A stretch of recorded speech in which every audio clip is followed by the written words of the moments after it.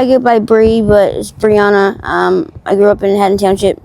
I'll be 31 in a month. Tell us about your current situation. I live in Camden by myself. My boyfriend at the moment is locked up for the 15th millionth time. So I kind of just do everything by myself. What is it like being out here by yourself? It's not as bad as it seems because it's so convenient. Like, you can't starve. They have food. They give you blankets. Like, there's people actually out here who care, so they do help. What led you to being out here? I kind of had a mental breakdown because my boyfriend and my aunt got killed. Well, he didn't get killed. She got killed, and then he died. So I kind of like lost my mind. I'm sorry to hear that. Yeah. Are you struggling with any addiction out here? Yeah, I have been for like 10 years. Can you tell us what you're struggling out here with? At the moment, dope and coke. Well, crack, not dope. Yeah, you know what I mean. Yeah, hard and yeah, dope. Exactly. How were you introduced to those drugs? My asshole ex-boyfriend kind of tricked me into it, but I'm not gonna blame him. It's my fault, but yeah, he kind of tricked me into it. Well, my doctors had me on 2 bars a day from the time I was 16 years old, and then they just cut me off. And then it was perks because I got into a car accident. But after I got clean because he went to jail, and then it started all over again because I was in a bad car accident, and they gave me perk 15s, and then it just went from there.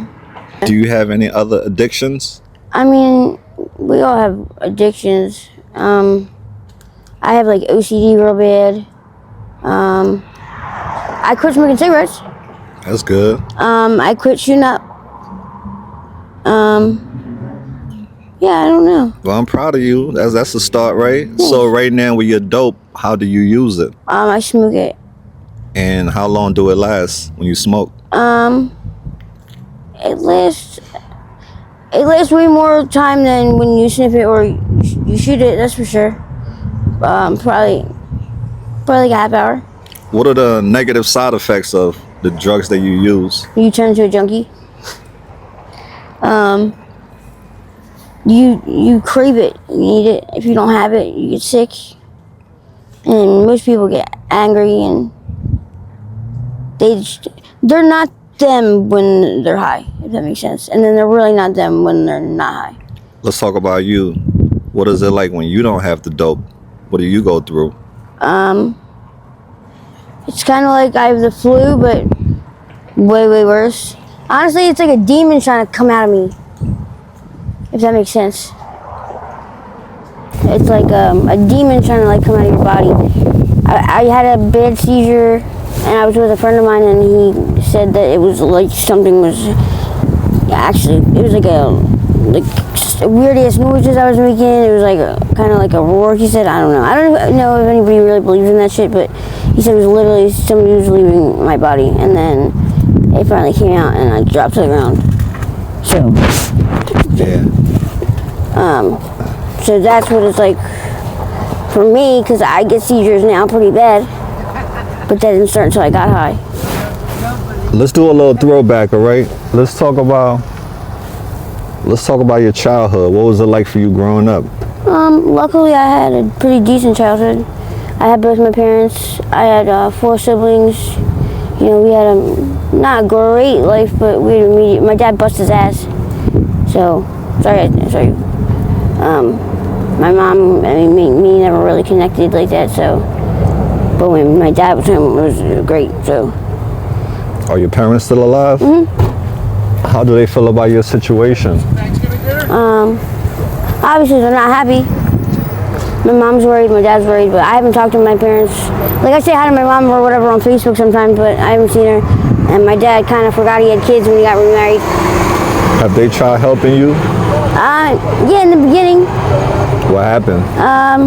I couldn't really. I mean, I guess they really didn't, actually. My mom told me to go fucking die under a bridge. And my dad kind of just said, if you're not going to get clean, then I don't really know what to tell you. So I guess they really didn't. My aunt Ashley, she went through it, so she really tried, and then she got killed. How do you deal with trauma? Drugs. What all have you lost due to your addiction? Everything. What is everything? My life, my family, my job.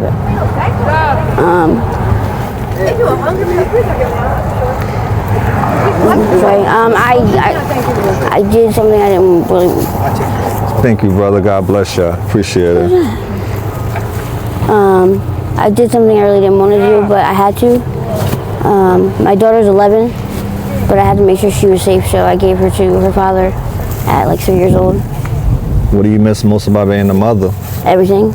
You like everything, right? Yeah. I raised her by myself until she was 3 years old. If you see your daughter today, what will you say to her? Don't be like mommy. We're in the middle of something. Yeah, we're almost done. I'll talk to you in a minute. Five minutes will be done, all right, brother? Yeah, continue. If you see your daughter. Don't be anything like your mother. And that I always loved her and I always will, and I had to do it to make sure she was safe. How far do you go in school? Senior year. What happened after senior year? I got kicked out. After you got kicked out, what happened?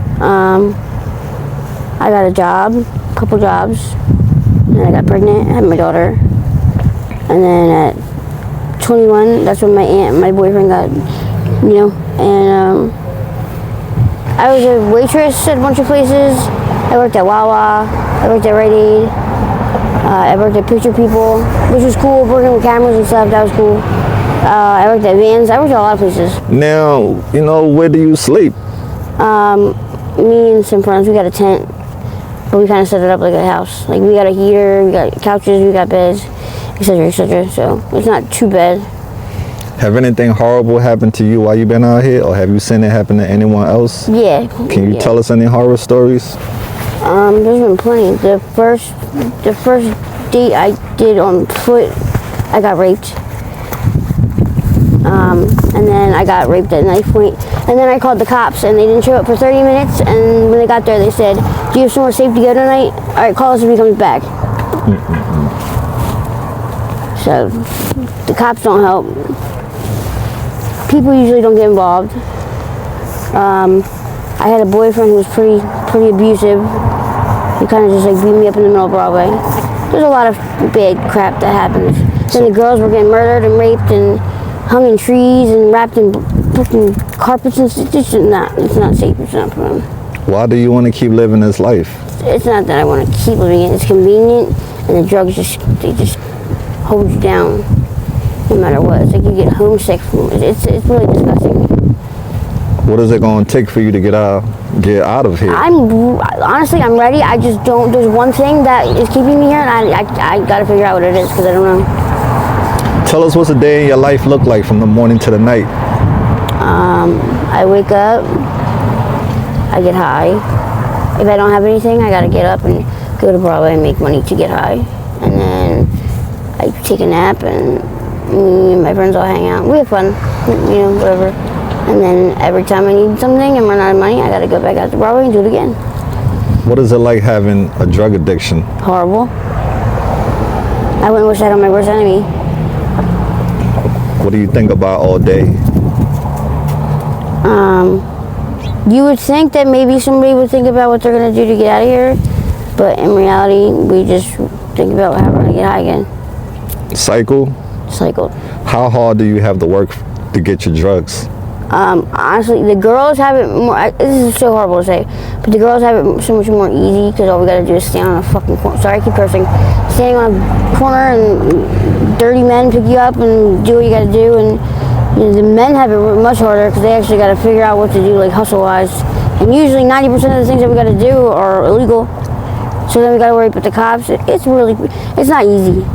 But then when you do it for so long, it becomes something that you know what to do, so it becomes easier. Okay, but to do what we have to do to get high, we have to get high to do it. Because there's no way you can do it sober. Have you been incarcerated before? Yes. How many times? Honestly, I don't even know. Probably like 10, maybe more. What are some of the charges? All drugs. All drugs? All drugs. All the stuff that you have been through in your life, what lessons have you learned from it? Peer pressure is real. Don't freaking do it.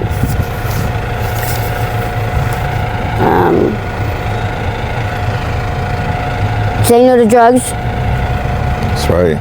And don't trust who you think you can trust, because usually you can't trust them. Got you. All the stuff that you have been through in your life, what regrets do you have? Letting people leaving Earth affect me as much as it did. Screwing up as a mom. And letting the drug world affect me as much as it did. God forbid, if this was your last time talking to us or talking to the world, what would you like to say? I'm sorry. And there are a lot of people in this world who judge people who struggle with drug addiction. What's your message for the world? Say it again. Fuck you. Anything else you would like to say? No, just anybody who's in the beginning of this, please just stop while you're ahead.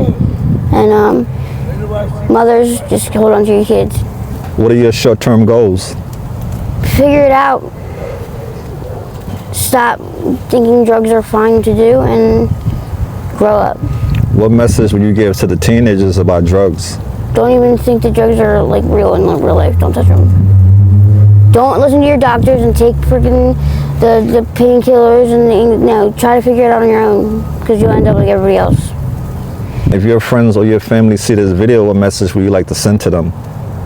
I'll be okay, and I'm sorry for doing this to you guys. And please make sure my daughter's okay. Well, love, thank you so much for your time. If people want to reach out to you to write you, do you have an email? I have a cell phone now. Leave the message and I'll check it and I'll message you back. Just leave your phone number. Got you. Thank you for being brave and sharing your story. Hopefully, it'll save someone's life, all right? And we are rooting for you. You're beautiful and you are loved. Never forget that, all right, love? Thank you. AML family, don't be bitter, be better. And we out there. Peace out.